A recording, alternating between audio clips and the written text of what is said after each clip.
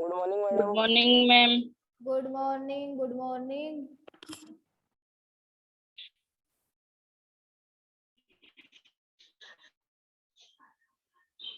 Good morning Divya. Good morning ma'am. Good morning.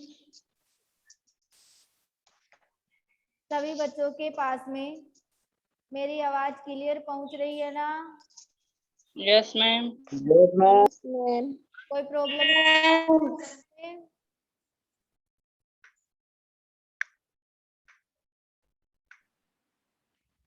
कल वाले notes सभी बच्चों के पास पहुंच गए थे ना? Yes ma'am. Yes ma'am. Notebook में कर लिए क्या? Yes ma'am. Yes ma'am. चलो बच्चों, इसी के साथ में, हाँ कौन बोल रहा था, बोलो।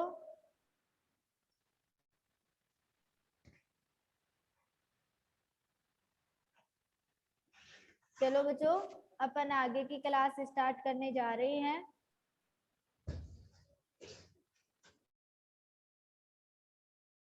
कल आपने पढ़ा था परमाणु कक्षकों की आकृतियां, जिसमें आपने एस कक्षक क्लियर कर लिया था और एस कक्षक तक आपके पास नोट्स भी पहुंच गए थे। आज आप परमाणु कक्षकों की आकृतियों में दूसरा पढ़ने जा रहे हो, पी कक्षक। पी कक्षक देखो बच्चों, पी कक्षक क्या होता है? इसका पहला पॉइंट है, पी कक्षक पी उपकोष में उपस्थित होता है। पी कक्षक किसमें उपस्थित होता है? पी उपकोष में। तो पी कक्षक पी उपकोष में उपस्थित होता है। पी उपकोष में 3 पी कक्षक होते हैं। पी उपकोष में कितने पी कक्षक होते हैं? 3 पी कक्षक। और 3 पी कक्षक कौन कौन से होते हैं? पी एक्स, पी वाई और पी जेड। यानी पी उपकोष में 3 अभिविन्यास होते हैं, पी एक्स, पी वाई और पी जेड। तो पी उपकोष में 3 पी कक्षक पी एक्स, पी वाई और पी जेड होते हैं। पी कक्षक में एल का मान 1 होता है, अतः एम का मान भी 1 और 1 कौन सा? -1, 0 और +1 होता है। पी कक्षक में एल का मान 1, अतः एम का मान भी 1 और एम का मान 1, -1, 0 और +1 होता है। चौथा पॉइंट है, पी कक्षक की आकृति डंबलाकार होती है। पी कक्षक की आकृति कैसी होती है? डंबलाकार होती है, डंबल के समान, डंबलाकार। तो देखो बच्चों, डंबलाकार आकृति कैसी होती है? प्रत्येक पी कक्षक में 2 पालियां होती है। कितनी पालियां होती है? 2। अभी डंबलाकार आकृति भी दिखाऊंगी और 2 पाली भी देखेंगे। तो देखो बच्चों, आपके पास में 3 अक्ष होती है, अक्ष वाई और जेड। ये तो अक्ष है और ये वाई है और ये बच्चों जेड है। ये कौन सी अक्ष है? जेड है। इस पे तो अपन पी अक्ष बनाएंगे, पी वाई, वही 3 अक्ष ले लोगे, अक्ष वाई और जेड। इस पे आप पी वाई बनाओगे, अक्ष वाई और जेड। इसी प्रकार पी जेड का करोगे, ये आप पी जेड बनाओगे, अक्ष वाई और जेड। देखो, पी अक्ष है तो डंबल अक्ष पे बनेगा, ये मैंने डंबल अक्ष पे बना दिया। ठीक है बच्चों। पी वाई है तो डंबल पी पे बनेगा। ये मैंने देखो डंबल पी पे बना दिया। पी जेड है तो डंबल किस पे बनेगा? पी जेड पे बनेगा। ये किसकी आकृति हो गई? पी जेड की आकृति हो गई।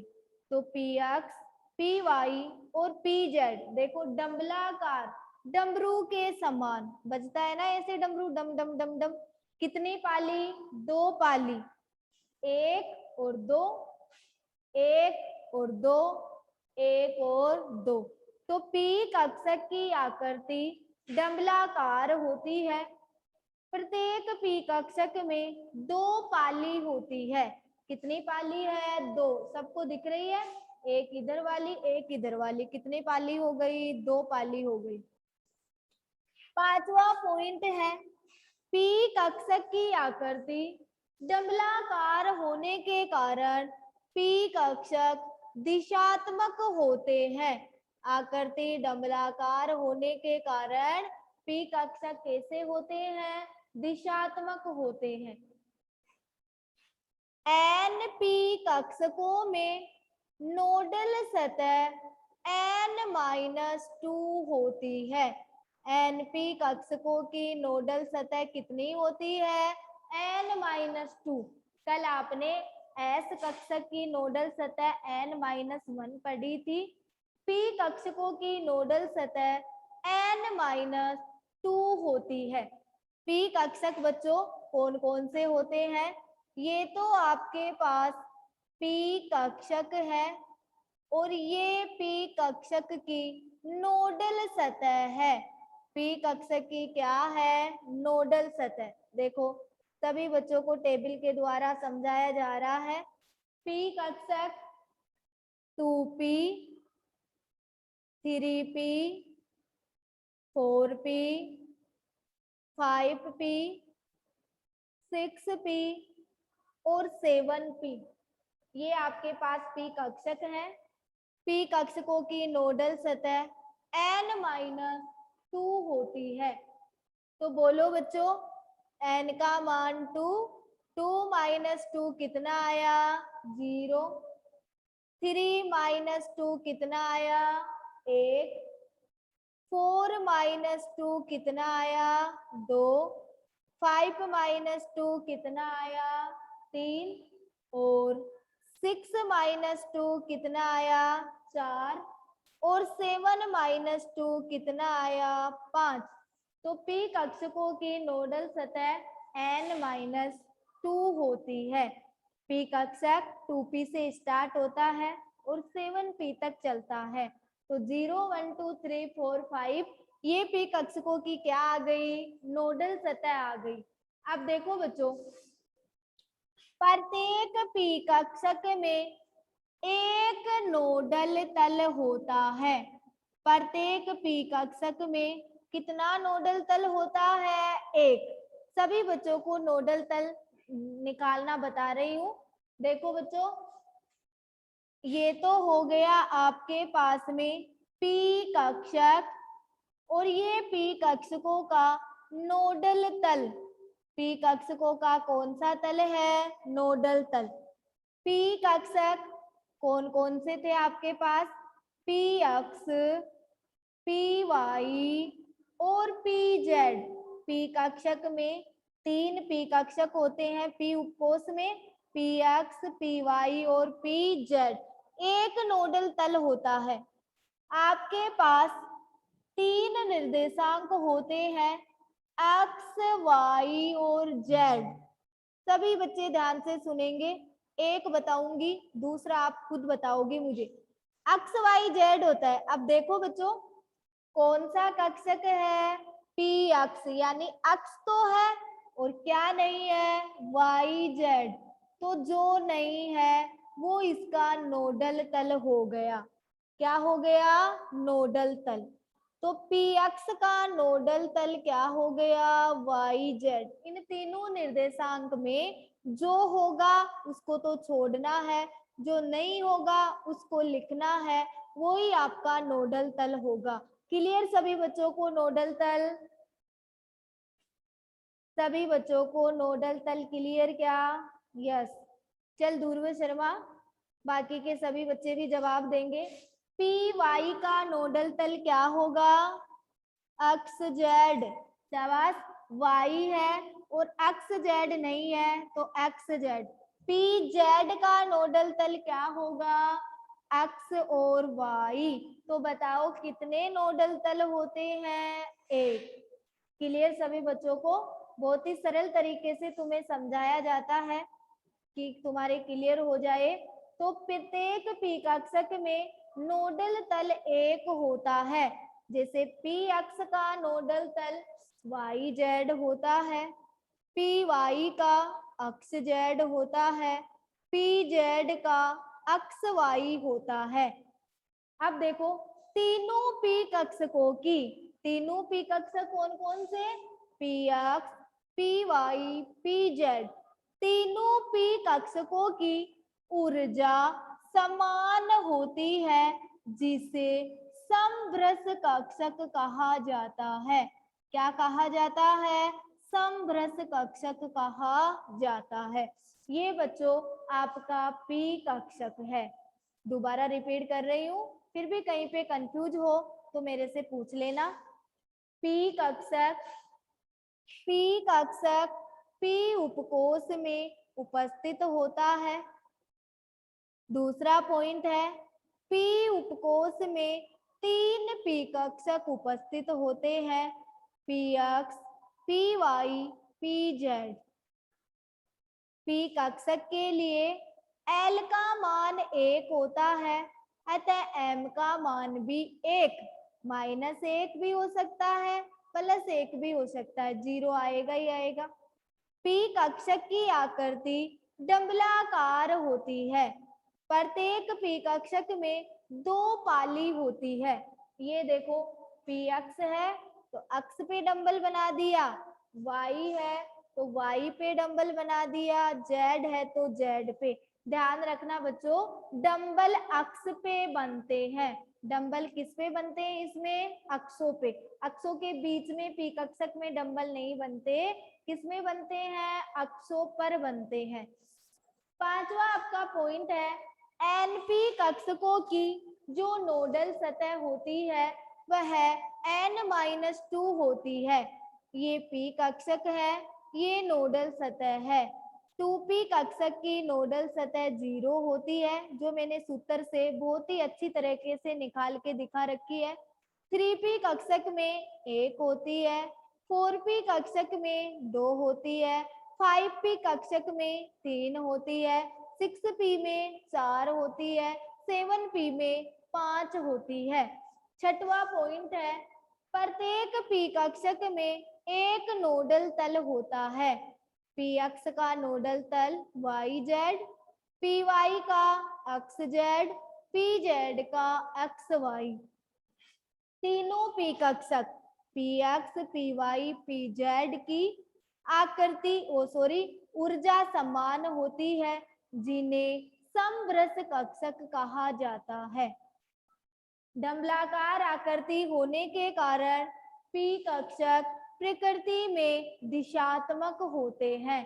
कल एस कक्षक की गोलाकार आकृति थी, इसलिए अदिशात्मक थे, और ये डंबलाकार होने के कारण कैसे होते हैं? दिशात्मक। देखो इसकी दिशा इधर, इसकी ऊपर और इसकी इधर, सबको डायग्राम से ही पता चल रहा है।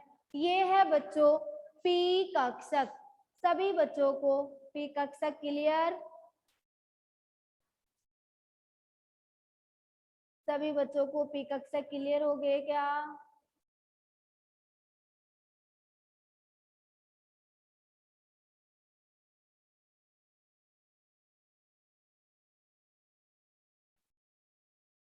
चलो बच्चों, फिर मैं आगे चलूं। अब अपन पढ़ने जा रहे हैं बच्चों डी कक्षक। चलो डी कक्षक, कल मैंने कहा था परमाणु कक्षकों की आकृतियों में अपन 3 आकृति पढ़ेंगे, एस, पी और डी। एस और पी आपने पढ़ लिया। अब अपन पढ़ने जा रहे हैं डी कक्षक। देखो बच्चों डी कक्षक क्या होता है? वो अपन पढ़ने जा रहे हैं। तो आपकी आकृतियों में तीसरा कक्षक आ रहा है डी कक्षक।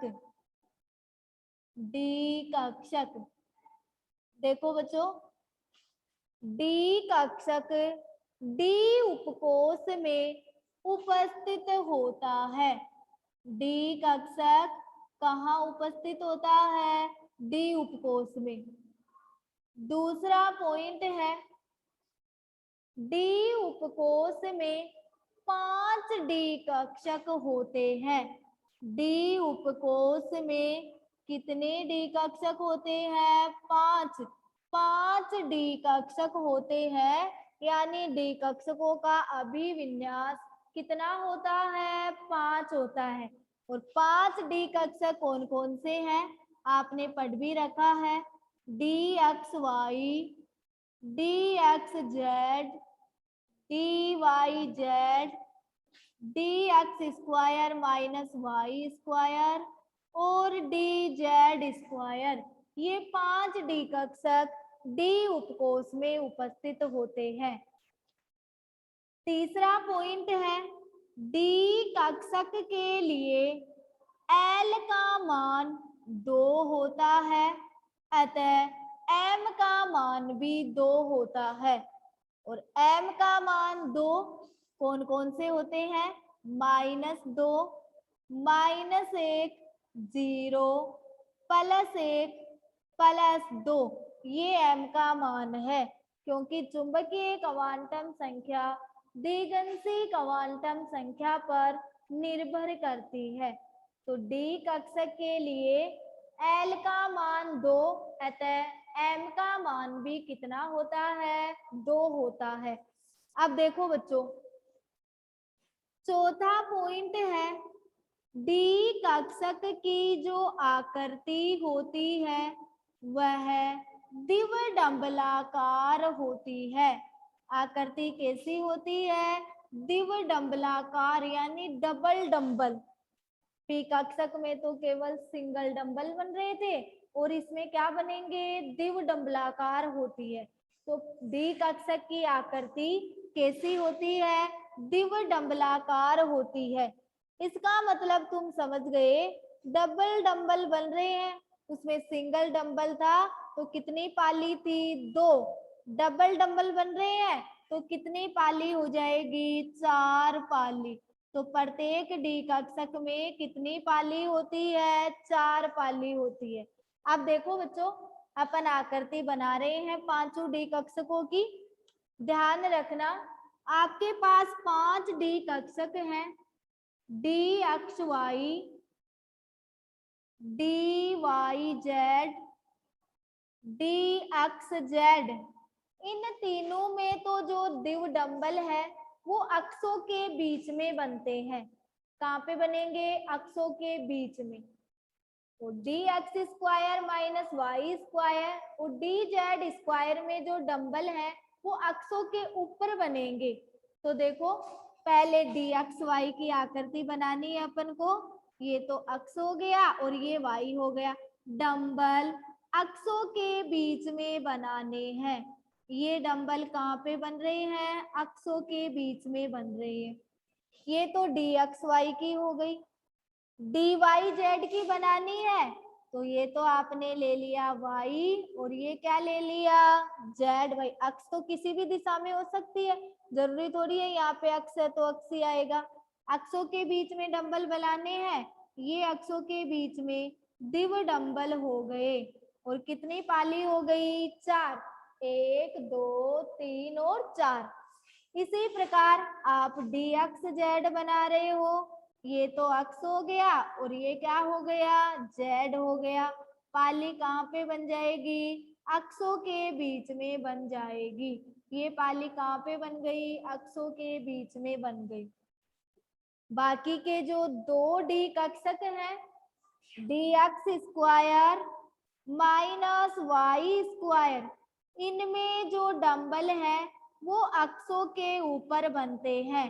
इनमें डंबल देखो कहाँ पे बन रहे हैं? अक्षों के ऊपर बन रहे हैं। ये कौन सा हो गया?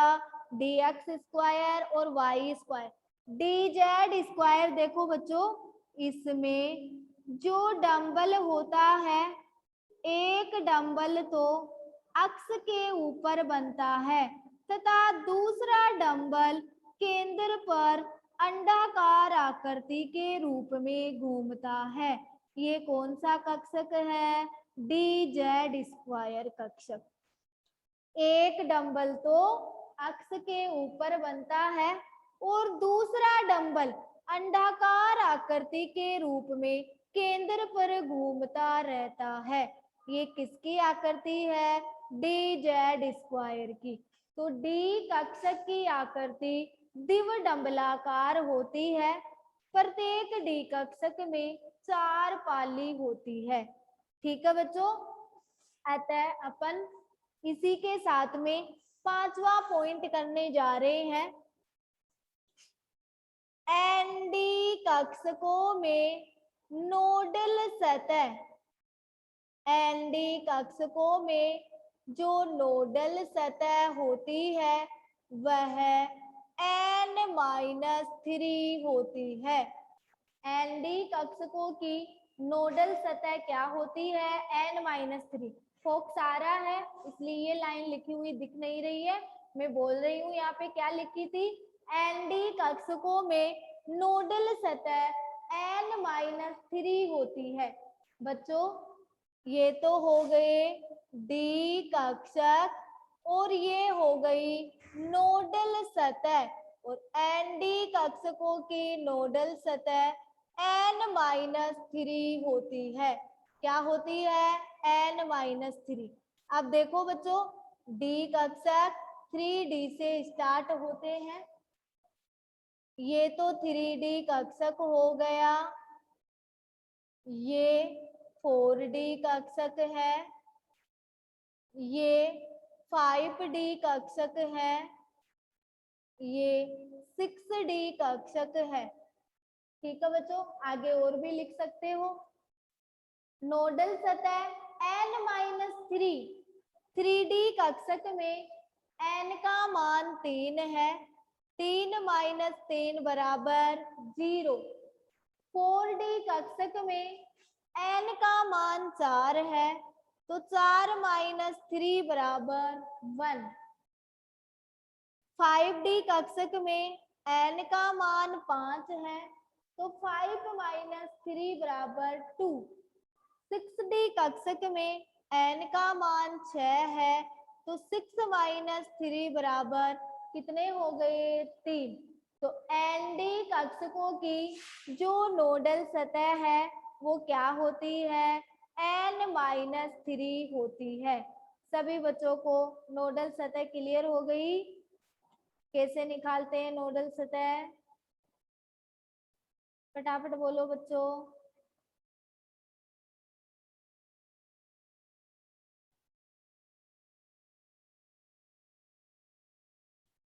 अच्छा, फिर सभी बच्चों को क्लियर हो गई है ना?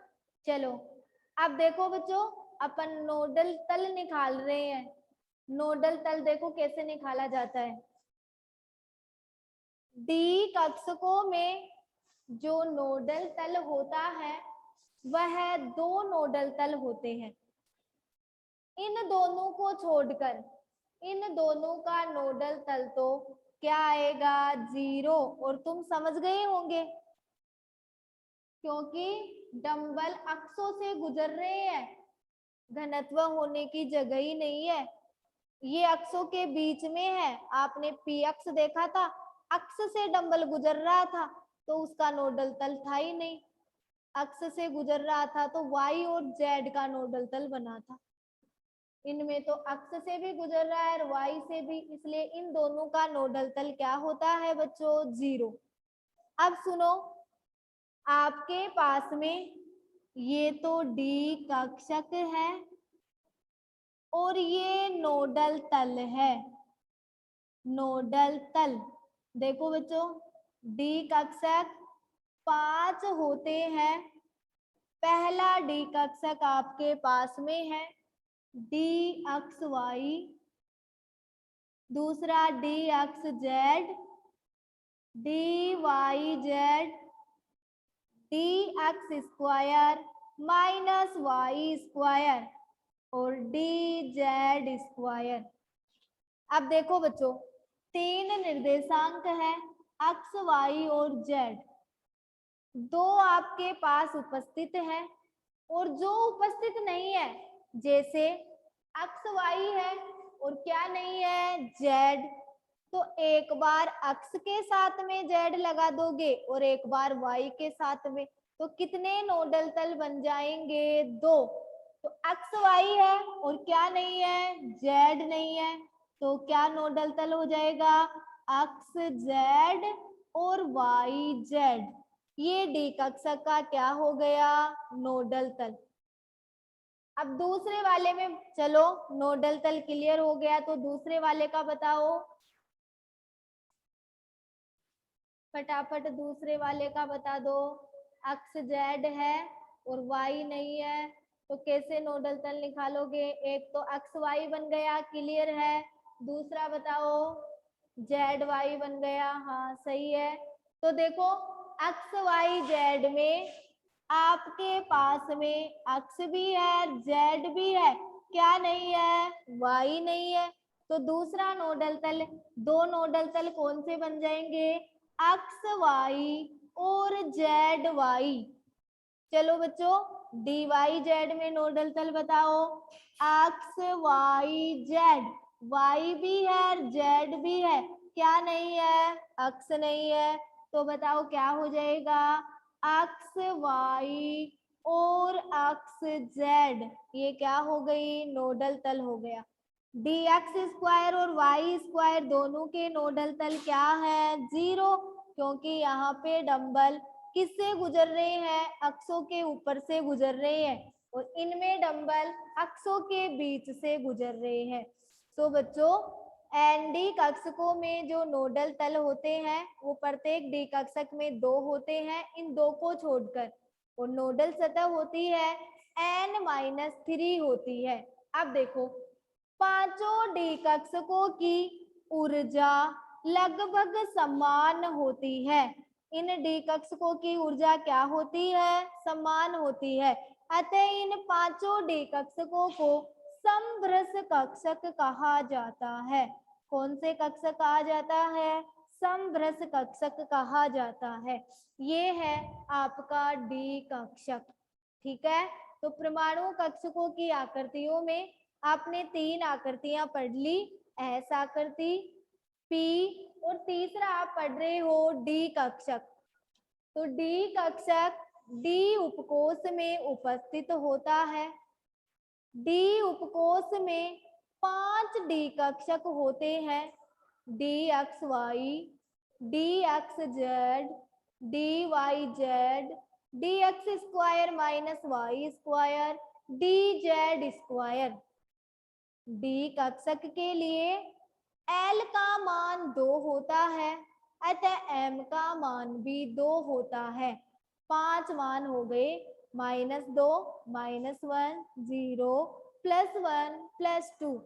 डी कक्षक की आकृति द्विडंबलाकार होती है, अतः डी कक्षक में 4 पालियां उपस्थित होती है, D X Y, D Y Z, D X Z. इन तीनों डी कक्षकों में डंबल जो दिव डंबल है वो अक्षों के बीच में बनते हैं, इनमें डंबल अक्ष के ऊपर बनता है, इनमें एक डंबल तो अक्ष के ऊपर बनता है, दूसरा डंबल अंडाकार आकृति में केंद्र के ऊपर घूमता है। एन डी कक्षकों की नोडल सतह n-3 होती है। 3D कक्षक की नोडल सतह 0, 4D कक्षक की 1, 5D कक्षक की 2, 6D कक्षक की 3 होती है। प्रत्येक डी कक्षक में 2 नोडल तल होते हैं, डी एक्स वाई का नोडल तल अक्ष Z Y Z, D X Z का अक्ष Y Z Y, D Y Z का अक्ष वाई अक्ष Z, D X square minus Y square का 0 और डी जेड स्क्वायर का भी क्या होता है, 0 होता है। इन पांचों डी कक्षकों की आकृति ऊर्जा समान होती है। पांचों डी कक्षकों की ऊर्जा समान होने के कारण इनको समभ्रस कक्षक कहा जाता है। ओके बच्चों, सभी बच्चों को डी कक्षक क्लियर?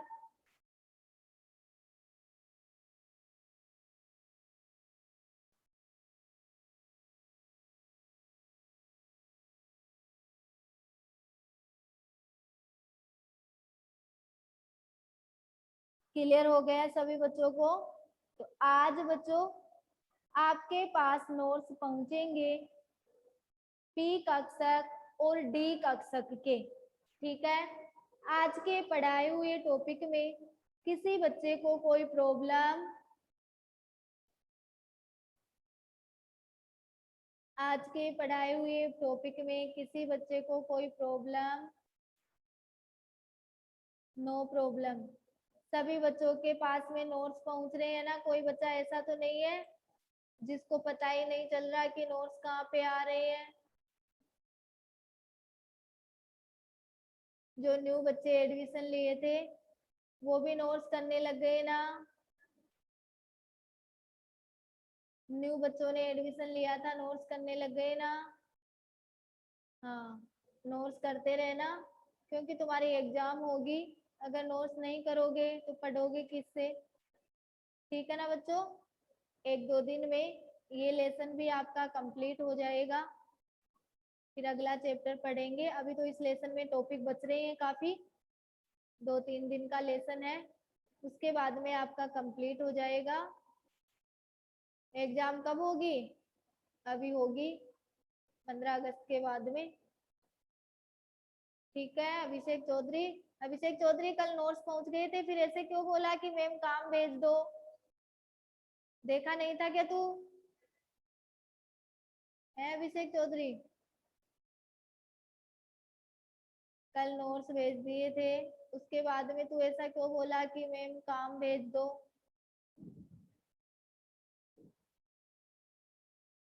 ठीक है बच्चों, इसी के साथ में अपन क्लास एंडिंग करने जा रहे हैं। कल अगला टॉपिक पढ़ेंगे। आज आपके पास पी कक्षक और डी कक्षक के नोट्स पहुंच जाएंगे। हाँ बाय राजकुमार जाट। अभी गुड आफ्टरनून नहीं हुआ, 5 मिनट बाकी है। निशा बाय।